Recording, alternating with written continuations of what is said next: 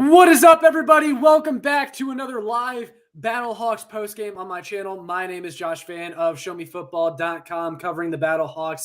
And tonight I am joined by Braden and Connor, as always, and we are here to break down the St. Louis Battlehawks 20-18 win over the Seattle Dragons in thrilling fashion on a game-winning Donnie Hageman field goal, the unlikely hero for tonight. And the Cardiac Hawks moved to 2-0 on the season. And this was our first Thursday night XFL game of the season. And I don't think it's a stretch to say that this was a hit. What do you guys think? I mean, let's first address the fact that you were whining the entire game. Are we going to do this every week? Are you going to whine every week? Probably. Yeah, then we're going to address it every week. And let's not act like all three of us were crushing Anthony Beck for his coaching job all game. I'm still going to crush Anthony Beck for his coaching job. He's a terrible coach. Like, the clock management on the last drive was Nathaniel Hackett-esque. Like, Braden was talking about something about opposing coaches and Lumen Field openers. Like, what was that? Like, I mean, yeah, it worked, but come on. That was just awful. What do you think, Braden? I think the Battlehawks are basically TCU, but on steroids. And Anthony Beck is a terrible head coach, and this is arguably the worst 2-0 team that I've ever fucking seen. But holy shit, it's so fun. I mean, how about this offense in the fourth quarter? It's just like the best. It just turns into the best offense of all time. It's crazy. I think that comes down to McCarron. Because, you know, he's a multiple-time national championship winner at Bama, and he just has that clutch factor. Like, he'll frustrate the hell out of you, like, early on in the game. Like, there were just some wide-open throws that he missed that you just have to make. But I guess you could describe it as he kind of has the Foles factor, where you know this guy is a winner. And he's going to be calm and cool when he needs to be. And, like, game on the line, he's going to make the throws that he needs to win the game. So that's what you get in A.J. McCarron, you know? I mean, the touchdown that initially put them up 17-12, if I remember correctly, the throw to Hakeem Butler that ended up being a 44-yard touchdown reception for Butler, the pressure was right in A.J. McCarron's face, and he somehow got that throw off to Butler, and it ended up being a touchdown. He just makes these great throws under pressure. I mean, even the last one that he made to Austin Proehl to get a little bit closer to field goal range, I don't think – I mean, if that kick was 5 yards further back, do we think Hageman makes it? I don't know. No, because he made a 44-yard field goal earlier, and then he missed the 50-yarder. Granted, he did also miss a 36-yard field goal. But still, like, those 5 yards was the difference between a hit and a miss for Donnie Hageman that we saw earlier in the game. So that throw to Proehl was absolutely crucial. Yeah, and I just want to make a quick little announcement to kick off the podcast, actually. So this is from Battlehawks Facebook. Somebody in there posted that they made an announcement at the Cybergs on Dorset in Missouri that they will be opening the upper deck for tickets at the Dome for the Battlehawks home opener, which, if this is true, that is absolutely huge, because we know how much Battlehawks fans wanted that upper deck open. We almost got it in 2020, and it was going to be crazy to see the Dome sold out with that upper deck opened. And now it seems like that is a real possibility again, that we get to see that, and the Battlehawks get to come home for their first home game to a raucous St. Louis crowd and multiple levels of the Edward Jones Dome. Yeah, if the upper deck is open, we're planning on going to that game anyways, but we will for sure be going if that upper deck is open, because tickets are going to be so much cheaper, and they're going to be able to get so many fans in the doors.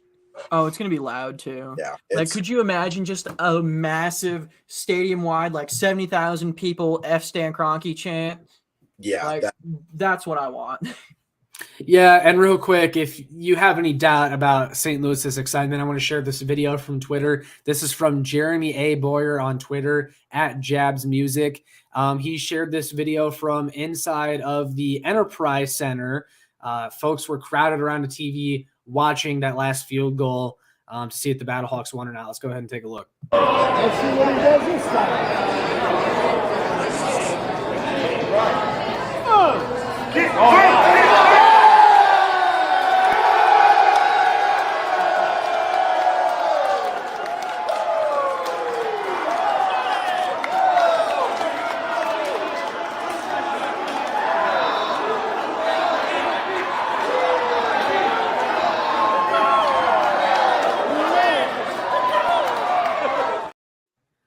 And I mean, these are just, people at a hockey game at the Enterprise Center, and they're more concerned with how the Battlehawks are doing than the Blues at this point. The Blues suck. But yeah, I think, it's a recurring theme of something that we're going to talk about every week on this show, right? Just like, and it's honestly the main reason I want the XFL to succeed. Like, obviously, like I'm wearing a USFL shirt right now, but I want the XFL to succeed purely for the city of St. Louis. Those fans who are crowding around TV to watch an XFL game while they're at an NHL game, they deserve a football team. St. Louis is a football city and deserves a football team. And everything I say can also be applied to San Antonio.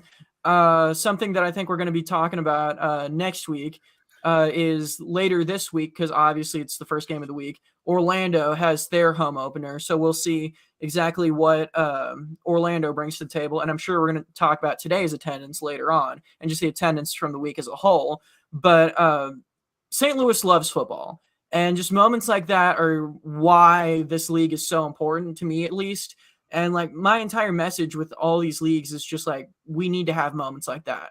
We need to have people who like normally don't have a football team to cheer for have those moments, because like just watching this game today, and as like frustrating and as angry, because this is one of the most frustrating football games I've ever watched. Like y'all watched it with me. You can agree that this game was infuriating, but that's still a feeling that every city deserves to have.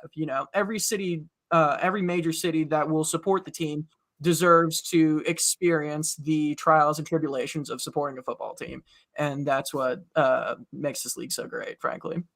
And that's kind of what's frustrating about constantly seeing all these spring league football teams constantly go to cities that already have NFL teams. It's like going to a city like Vegas is so stupid when you have Oakland. It's an untapped market. You cannot tell me that Oakland fans would not go to whatever stadium you go to. Don't even go back to the Oakland Coliseum because it's a fucking dump. But go to some soccer stadium or just some venue where you can play football. They have a community college football team. Yeah, just go there and they will pack that stadium because Oakland wants football. Yeah, same could be said for like a San Diego. There's also a couple other cities that I've heard that have really pushed. I know Syracuse really pushed for an XFL team last time.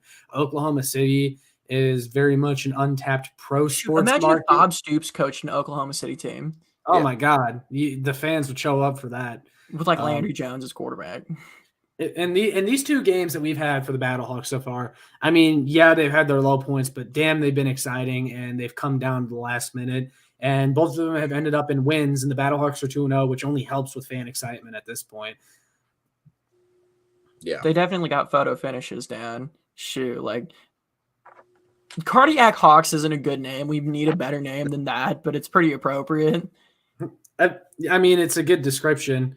I want to talk about the offense at the beginning of the game, though, because, man, I think this Battlehawks defense has shown us a lot of good things through 2 weeks, and they've actually kind of carried this team through both games. But the offense has been up and down. But when they're on, I mean, they are fun to watch. But we got to talk about that sequence at the beginning of the game. End of the first half, the Battlehawks get the ball, okay? They're driving in Seattle territory. They end up having to take a sack that ended up in a fumble that knocked them out of field goal range. I said, worst case scenario, you end up with 3 points on this drive. They ended up with none. I think the score was like 12-8 at that point. So 3 They points. didn't even get a fucking field goal attempt. Yeah, I mean, shoot.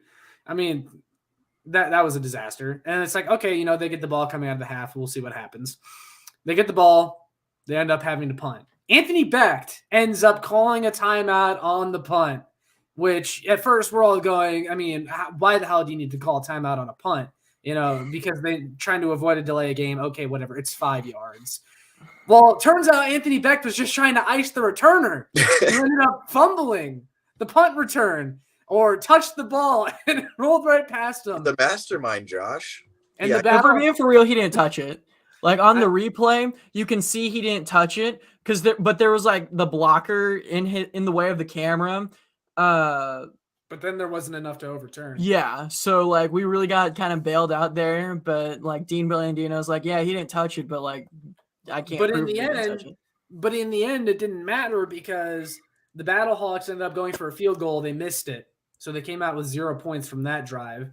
And then they had another drive after that that also ended up in 0 points, and they got knocked out of field goal range, if I'm not mistaken. And that was – he missed opportunities for points. They all just kind of have combined together at this point. What about the Hakeem Butler, like, one hand that he tried to bring in and just couldn't? Yes, I think that was the what I was forgetting what happened on that last – to the second quarter that ended up with the fumble back to the fifth. Yes, yeah, that was right before the fumble. Hakeem Butler dropped a one-handed catch that would have ended up being a touchdown. And I think the next drive, it might not have been the next drive, but it was later in the game at some point. Hakeem Butler had another wide-open touchdown that he dropped. But he ended up being a hero late because with pressure in his face, McCarron unloads it to Butler in the middle of the field, who turns on the Jets for a 44-yard touchdown. Mm-hmm. So when I said this is like TCU on steroids, Hakeem Butler is the Battlehawks version of Quentin Johnston. It really is. Very boomer bust. All that he does is run slant routes across the middle or runs go routes, and McCarron throws it to him whenever he needs to, and that's all that Quentin Johnston did at TCU. So does that make McCarron Duggan? I mean, they both have heart and show up in the fourth quarters, I guess. I mean, McCarron makes a couple big plays with his legs. I think he had 51 yards rushing, I think. Yeah. He led the team in rushing and had a touchdown on QB sneak. Let's talk about rushing for a second. I was going to say, don't do it. It doesn't work. It's so bad. Nobody in this league is going to rush. The only way that you're going to rush in a league like this is if you have a big, powerful runner like Bo Scarborough who can create for himself. Yeah, but we don't. Fishbone offense. I mean, Durant was okay tonight. He actually had some positive runs for once. So the running game is improving a little bit from last week, but it's still not something I want to see consistently. I mean, league-wide running is not that good, but the Dragons did have their total rushing stats. Looking at it now, they had 21 carries for 103 yards and average 4.9 yards per rush. And their longest run was only 14 yards, so it wasn't that's heavily skewed by one player or anything. They had a pretty consistent ground game. But the Battlehawks, man, it just wasn't that good. And they continue to try and establish the run, and it's just a headache to watch. Very Chuck Long-esque. I remember, if I remember correctly, there was a sequence where it was an incomplete pass on first down, and then on second and long, halfback draw, third and long, halfback draw. Oh my God. What are you doing? That happened at 10 times. That happened 10 times in the game. Bruce Gradkowski is not a good offensive coordinator in the slightest. And I think it's the offensive line is just bad. There's nothing else to it. It's bad. They've allowed 8 sacks in 2 games, and we can't run. And I don't necessarily even think that it's that much of a running back issue because Mateo Durant, he had 3 catches for 21 yards. And he was a solid pass catcher out of the backfield, but literally nobody can get the ground game going at all. He had a few solid runs, but that was it. Yeah. I think Durant is definitely the starter going forward. Who was our running? Brian Hill, former Wyoming running back. He didn't really do much last week, and Durant definitely. He had that 40-yard rush. Outside of that, he was not. But because if you took away that 40-yard run, they were averaging right around 3 yards per carry. It wasn't good. 2 yards a carry. Yeah. But yeah. Yikes.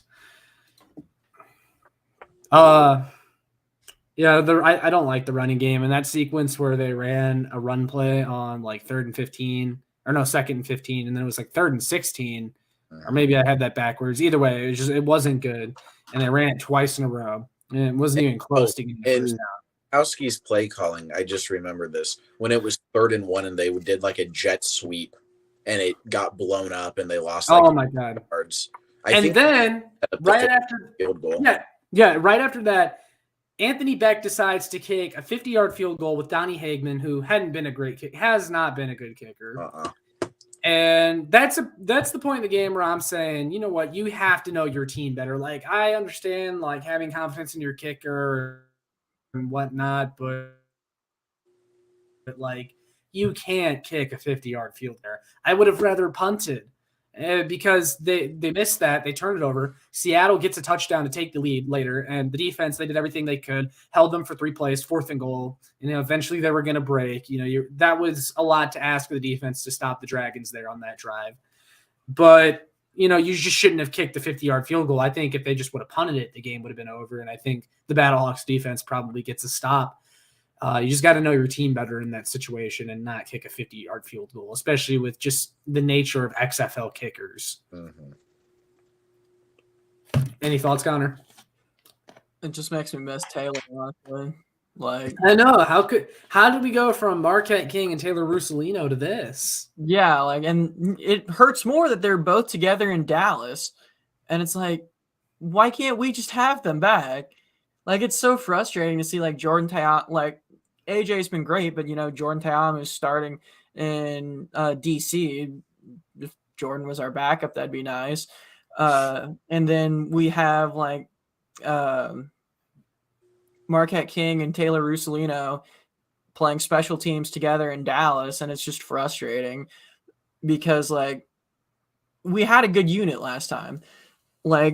Our issue last time was purely coaching. I think every game that we lost last time was purely because of Chuck Long and Jonathan Hayes' incompetency. I don't think that our roster was a bad spring league roster at all last time. And there's just some aspects of this team where they are not good football players. Number 12, who was it? Gary Jennings is a dog shit receiver. He had 3 targets and 3 drops. He can't run routes. He can't catch. He can't do anything. The fact that this guy managed to make this team is a miracle. I don't know why he's here. Your top 3 receivers are Hakeem Butler, Austin Prohl, and Aitman. Those are your top 3. Those are 3 good receivers. Why is there a Jennings 4th guy? had 3 targets and no catches. He sucks. He's 3 terrible. Drops. All 3 of them were drops. Yeah. He's just straight up awful. He should just straight up be cut. I'm sure there's a guy somewhere who's been working his ass off who wants an opportunity that's better than Gary Jennings. Terrell Owens. Sure. Give me Tio. Give me anybody other than Gary Jennings. Go get Chad Johnson. I don't care. Just not Gary Jennings. I don't know. Maybe McCarron has connections with one of his old boys at Bama. I don't care. Just get somebody here. What's Tavon Austin doing? He has St. Louis connections. Get Todd to be the running back. You know what? If I could go out there and recruit players for this league, first guy that comes to mind for the Battlehawks at least is DeAnthony Thomas. If you get DeAnthony Thomas on this team, you still have a lot of issues. First off, our return game is terrible. There were several times where Josh's stream was a little bit ahead of mine. So he just goes, that was a terrible return because nobody on this team has any vision. Everyone just constantly runs in their blockers and it's incredibly annoying. So you get DeAnthony Thomas in and you solve the return game. And you also don't have dumbass Gary Jennings out there running routes. Braden, what was AJ McCarron's stat line tonight? I'm curious. I know he had a good game, but it was pretty good. He still hasn't thrown an interception yet this year. It was 22 for 36 for 184 yards, 5.1 yards per. I think that's per completion, and then 1 touchdown, and the long touchdown, and then the long was that Hakeem Butler pass. 1 rushing, 1 passing touchdown. Yeah, he had the QB sneak, and he had 41 yards on the ground on 5 attempts. Yeah, he was clutch running the ball on the last drive of the game. 2 first downs running the ball. Escaped the sack, too. Yeah. Something that I pointed out before we went live was that the Battlehawks defense had no sacks and 0 tackles for a loss. And they also gave up 159 yards on the ground or something like that. Yeah. But they're kind of the definition of bend, don't break, and they got lucky off of a couple turnovers. And I mentioned Mikael London last week because he had that sack at the end of the game that basically sealed it. He had both of the forced fumbles today. So I think that he's probably been our best player on defense so far because he's had 2 forced fumbles and a sack through these first 2 weeks. And he was really the only thing that was positive for our defense because every other play was positive. For the Yeah, I mean, bend don't break is a good way to describe them, and I think that they have largely carried this team so far because the offense is just they've had their lulls so far. Now They've we kept us in games, and then the Dragons' special teams and competencies. Yeah. But I mean, the offense, if they can just carry the momentum from like these past, because like at the game or the past two games, sorry, towards the end, they've really caught fire. If they can just keep it up, I mean, they can really do some things. I like AJ McCarron at quarterback, and I wrote about this for ShowMeFootball.com, which, by the way, if you're in here and you're watching, go check it out after we're done. I wrote an article about how AJ McCarron cemented himself as the Battlehawks quarterback because since the day the Battlehawks were announced they were coming back, everyone wanted Jordan Ta'amu back. When the XFL draft happened, we got AJ McCarron. People were like, okay, cool, but where's Jordan Ta'amu? And then Jordan Ta'amu got let out of his USFL contract and signed with the Defenders. And everyone's like, well, why can't he be a Battlehawk? And like, yeah, I miss Jordan Ta'amu. And, that's the whole thing sucked. But AJ McCarron has been nothing short of spectacular, really. I mean, I don't know how you could be upset with them. And he says all the right things, too. And he's had an emotional post-game interview now 2 straight weeks because he just cares about this team, this league as well. I mean, he's a great ambassador for the XFL, too. I mean, I definitely think he's been the best quarterback through the first 2 weeks. Granted, we haven't seen any of the other games this week, but he's just been consistent. He doesn't turn the ball over, which is the problem that the rest of the league's having. The Dragons had 3 turnovers, and the Battlehawks had none today. And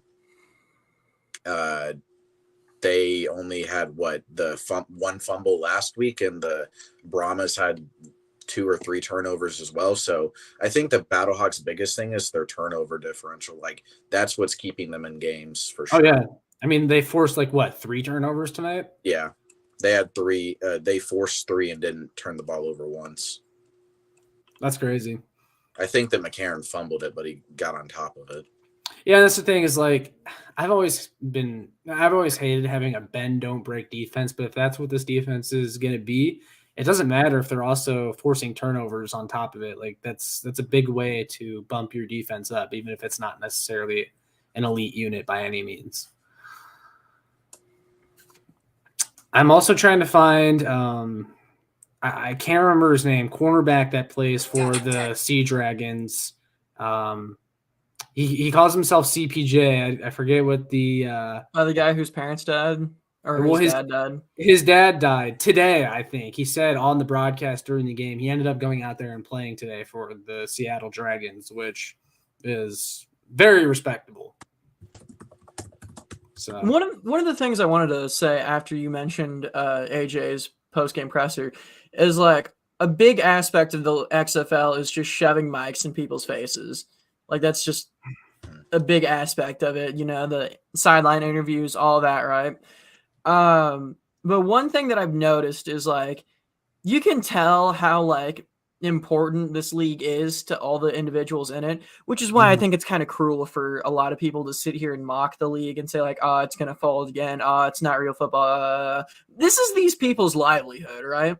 And, in the NBA and NFL and any pro sports league, you can get away with kind of being rude to the media or calling them out or stuff like that. But everyone has been very open and honest and just likable when it comes to the interviews. And I think it's because they know they have to be. They're I've said it before, they're trying to put on a show and they're doing a pretty good job at doing it. The corner had every right to tell him to get the camera out of tell them to get the camera out of his face, asking him about his dad just dying. Because that's what I do. I'm like, all right, I'm already struggling to come out and play this game. Chris Payton. Chris Payton. Thank you. And now you want me to sit here and talk about it. But he didn't, he kept his head and, I haven't even noticed people swearing on the cams, which was a big issue in the last couple leagues that we had. The AAF specifically, the 85 Robinson incident is probably one of the funniest things I can remember, if y'all know what I'm talking about. But yeah, none of the 85 Robinson incidents, everyone's been very respectable and putting on a good show. And this game was on what? FX, ESPN3, and ESPN Plus. Nobody saw this, but those who did had a good time. We hope. I'm really interested to see the numbers from this Thursday night game because, again, I talked about this last week, how I think having a Thursday night game for the XFL is a really good idea because I think people who their NFL's not on anymore and they missed having that football game to just have in the background, on a Thursday night. They kind of miss that. And then, they hear the XFL and they go, I'll give it a shot. And I hope their numbers are better from that. I do want to talk about this tweet real quick from Dwayne "The Rock" Johnson, though, talking about AJ McCarron. He says, takes less money signing with us over the NFL because he wanted his little boys to see him play. Now he's 2-0 and led his team back-to-back exciting last-minute wins. I'd say he's creating some memories for his boys. AJ's decision means a hell of a lot to me personally. #XFL. I like that. I just going back to Chris Payton Jones, like they had that mic in his face while he was just sitting there on the bench. And then if I remember right, like right after, like they were doing that interview and then one of the turnovers happened. And I remember seeing him on the field, like right there, right after that. So that's something that I don't really like too much, is just them having the mics in their face so much, especially for stuff like that. But I mean, yeah, props to him for sure for coming out and like still playing. Yeah. I mean, especially for an XFL game. And that shows, I think, that this league means a lot to the players playing in it. And, we saw that with Chris Payton and also AJ McCarron. Like tweet the that players are definitely not taking this as a joke or just like, oh, I'm just trying to do this to get back in the NFL. Like, no, they care about their Devil's advocate, he needs the game check. But I'm sure he'd get it anyways. The thing with, I really like that tweet from The Rock because I want to see more guys like that. Like, that can also be a good selling point for players in the future. Like, hey, AJ is just wants to go on and put a show so his kids can remember daddy playing football, basically. And I'd like to see that pitch be used for other guys. Like, Cam is a guy that comes to mind. Like, I'd love to see like Cam in this league, even though he'd never do that. And just things like that. Like, I want to see guys suit up just for the love of the game and because they want to play. And quarterbacks, especially because quarterback is such a competitive position. And unless you're a career backup like a Chad Henne or a Chase Daniel, you don't want to be the backup. So I feel like that could be a selling point that these spring leagues could use in the future, and AJ is a good example of that. They kind of had that with Landry Jones last time, but Landry really didn't do too much in the XFL. But if we can like use that as a selling point to get some of these quarterbacks, maybe even get some younger guys like like a Carson Strong who just didn't catch on at all in the NFL. Or like if Stetson Bennett or Max Duggan go undrafted completely, you could pitch this league to them to really, play. I just think that opens up a door to interesting opportunities, like just for veteran NFL players that just want to play in front of their kids. Yeah, I really like that because usually when players are retiring and they're going out of the league, they're just bouncing around from team to team, doing and they have no stability whatsoever, and they're constantly moving around the country. So if you get like a 36-year-old wide receiver who isn't going to be able to hold a roster spot and he just wants to play so that his kids can remember seeing him because they're 5 or 6 and they'll actually be able to remember that, then I mean, yeah, the XFL is a perfect way for them to do that. And just they'll get consistent playing time there. They'll be a mentor to the younger guys who are in the league. They'll get their playing time and they'll get to end their career not really riding off into the sunset, but still in a pretty satisfying way. Well, that, and again, like there's a lot of players out there that at this point aren't really good enough to play in the NFL.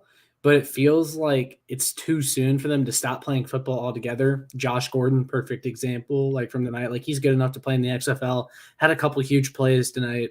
But he's not good enough to play in the NFL anymore. I mean, he couldn't catch on with the Chiefs, went to the Titans, couldn't catch on there, but it feels too soon for Josh Gordon's football career to be over. And so that's a really good demographic for this league, the players that they're trying to target. You know how Dwight Howard like left the Lakers and then went to Taiwan and then put up like 80 points a game or something like that? Yeah. Yeah. That's kind of like what the XFL should be. Just have like these random NFL players. Like let's have, I don't know, what's a veteran that's been sitting? Oh, let's have Odell. Let's have Odell come and put up a bunch of points for, I don't know, the Roughnecks. Like, could you imagine just OBJ out here snagging one-hand catches to prove that he still can to these guys?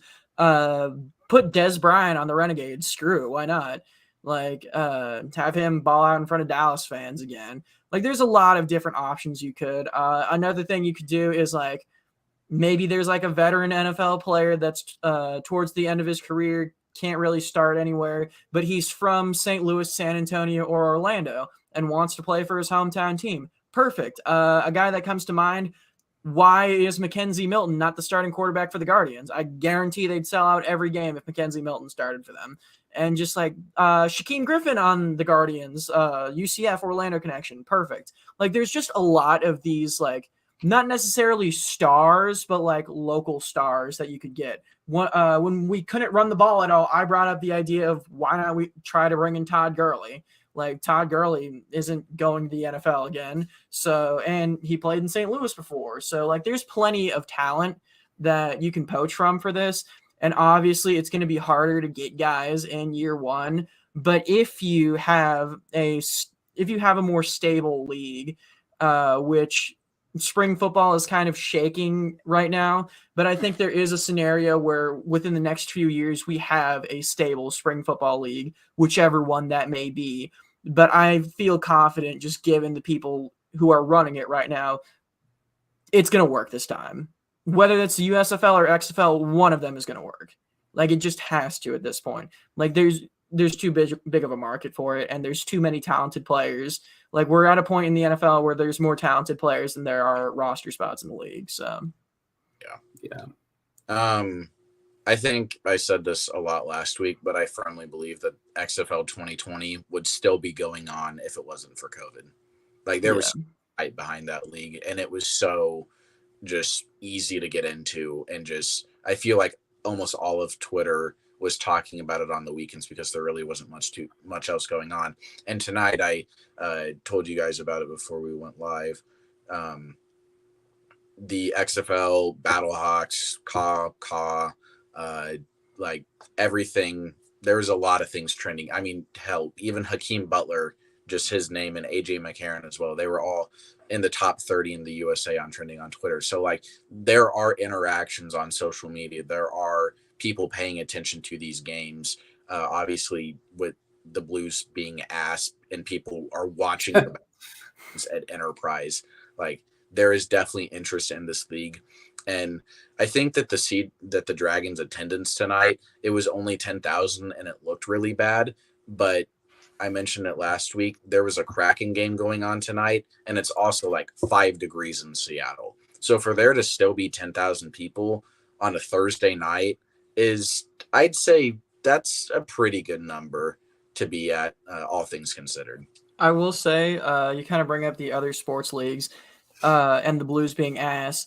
The XFL in their like 3 major cities are in a good spot. Like the Kraken are like 12 games above 500. Like they're good. It makes sense that people in Seattle want to watch them. But the Blues are ass, the Spurs are ass, and the Magic are ass.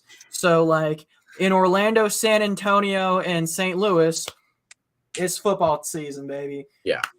I mean, and I guarantee you, when we go to the week 4 game, most of St. Louis is going to be paying attention to the Battlehawks game and not the Blues and Golden Knights game that's later that night, especially the entire lower bowl is almost already sold out and likely going to be opening up the upper deck. Like I hope that's true. I really do. Me too, because I don't want to pay. That's good for the league too. Yeah, it's I want to see it. I want to Dude, see it. Dude, just simply getting the establishing shots of the stadium just packed of that. Like, what's the capacity of the Edward Jones Dome?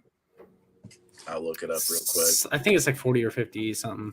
Like, if you could get like 50,000 people to an XFL game, because like there were 10,000 at the Seattle game today, that's not great. But if you can just get establishing shots of like 50,000 people at an XFL game, that adds legitimacy. One of the reasons why people struggled to watch the USFL is because outside of Birmingham, like nobody was there, and it was just a sterile atmosphere, and it just wasn't fun for people. But if you have a rocking 50,000 person crowd, people are going to tune in because that's just fun to watch.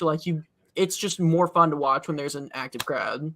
Well, and I remember when they sold out the entire lower bowl for basically the entire lower bowl for their home opener in 2020.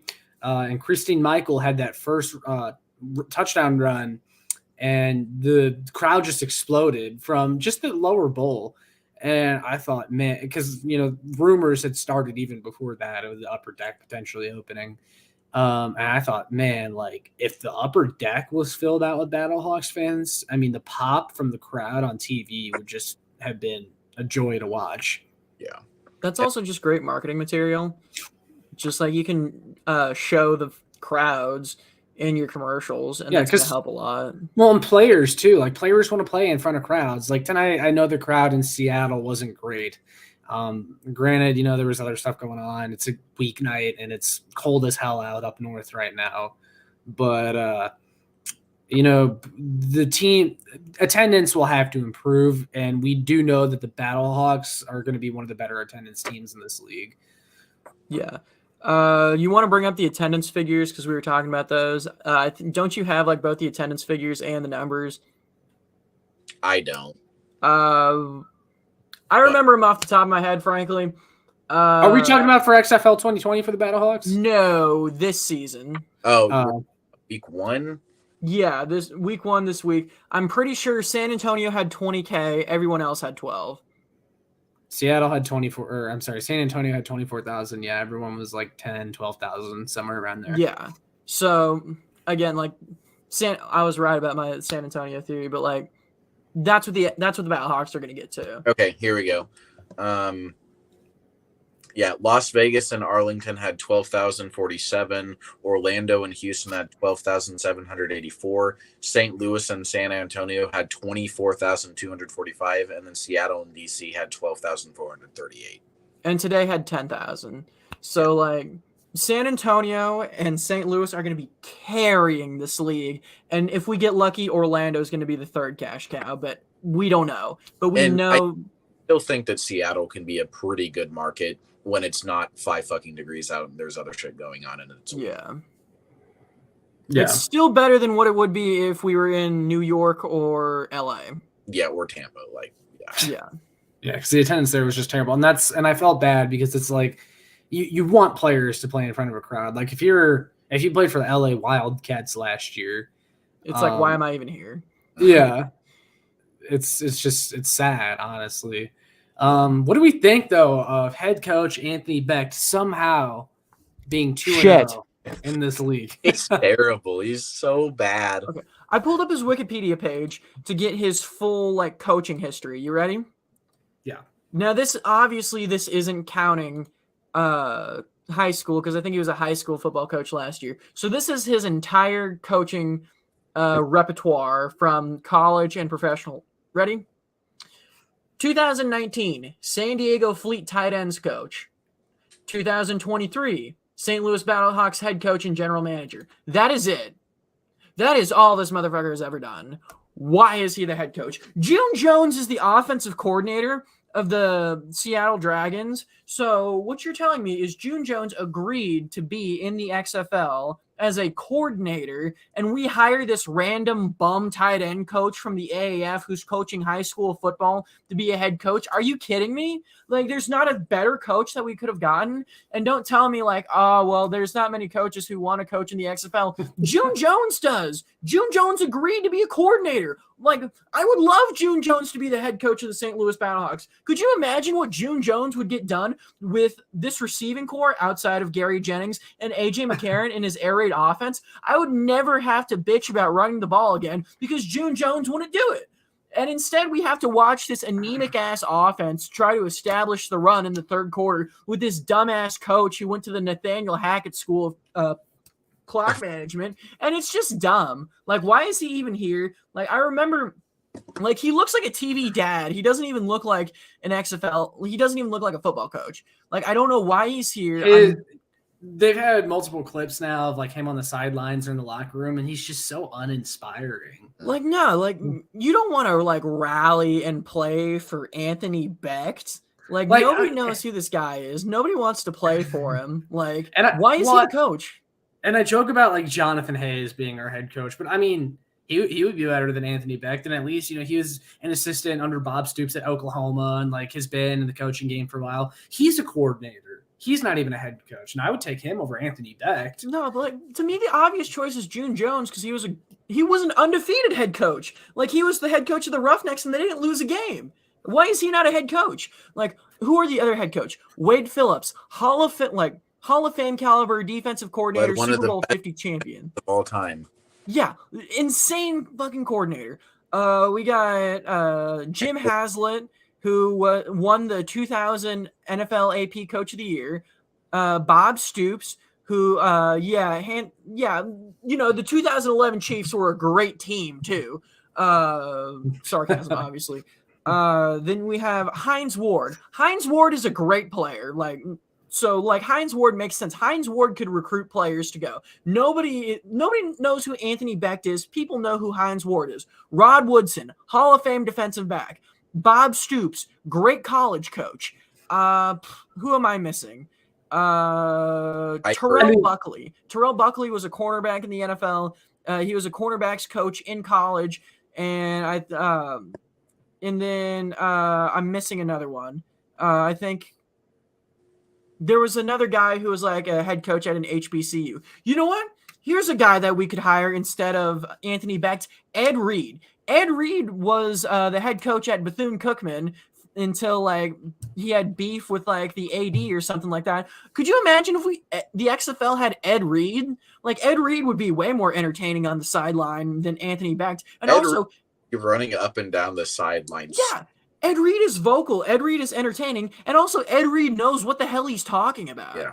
Could you imagine if Ed Reed called up his buddy Ray Lewis and is like, hey, come coach in this league with me. And then we have the 2012 Ravens as the coaching staff. Let's do that. But no, we're stuck with Anthony Becht. I feel like they just wanted their own version of Dan Campbell with this. But the difference between Anthony Becht and Dan Campbell is inspiring. Dan Campbell isn't an X's and O's guy. Dan Campbell doesn't know how to manage clock. Dan Campbell doesn't know how to do much. But Dan Campbell knows how to motivate men. Anthony Becht does not. I genuinely would rather have Dwayne "The Rock" Johnson come down from the owner's box and coach the Battlehawks himself than Anthony Becht. Because Dwayne "The Rock" Johnson knows how to hype people up and motivate them. What does Becht do? When you watch the sideline, what does Becht know how to do when it comes to all he does is stand there and clap, and he plays with his headset. He's like Jason Garrett. He's like Jason Garrett. And it's Jason Garrett was calling USFL games last time. He is in the spring football game. Just bring Jason Garrett down from the NBC booth and have him coach this team. Just something. What's Bill Cowher talked about how he misses coaching. Let's bring in Bill Cowher. Sexy Rexy Ryan interviewed for the Broncos DC job. Let's bring in Sexy Rexy. Just anybody who's qualified. Everyone's talking about every coaching cycle how Jim Caldwell gets overlooked and how Jim Caldwell is qualified. Let's see if Jim Caldwell can still be a head coach. Fuck it. Why not? Why, of all the coaches in the world, I get it. Being an XFL head coach isn't exactly desirable. No, whatever. You can find a better coach than Anthony Becht. And the people of St. Louis deserve better. The only coach who I want less for the St. Louis Battlehawks is Jeff Fisher, just because the fans would hate that. Yeah. Becht. Chuck Long would be pretty bad too. You know what? Give us Kurt Warner. Fuck it. Like, could you imagine Kurt Warner as the coach of the Battlehawks? That'd be nice. Becht is 2-0, but his game management to this point has been terrible. It's horrific. He's got damn lucky. Like we he said, iced a returner. That was good. Returner. No, I mean they're literally just TCU this season. They just get so damn lucky, and he just keeps getting bailed out by his players. Like Prohl and Hakeem Butler are just constant, and McCarron are just bailing him out, and so is. Bruce. Can we talk about the fact that Austin Prohl is our version of Julian Edelman? I love that guy. Yeah. Shit. Ricky Prohl is our wide receivers coach. Make him the head coach. Why not? Like Who? Ricky Prohl, he was a wide receiver for the Greatest Show on Turf Rams. Oh. Yeah. And he's Austin Prohl's dad.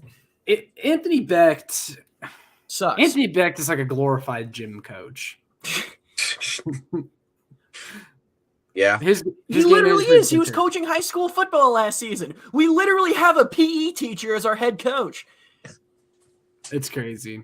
But, I mean, we are going to go watch them. We're 2-0, though. The Battlehawks are 2-0. We won in thrilling fashion. And I don't want to complain for half the podcast about Anthony Becht. Although, if they lose next week, we will be ripping Anthony Becht, I'm sure. So, you're saying that there will be a podcast even if we lose? Yeah. Yes, there will be a podcast even if we lose. Voice of the Battlehawks. I can't believe y'all got me into this. You're invested. I'm too invested. How about Donnie Hagman redeeming himself to end the game, though? No, he still sucks. I know. The thing is, what's I had people doing? I had people mentioning me.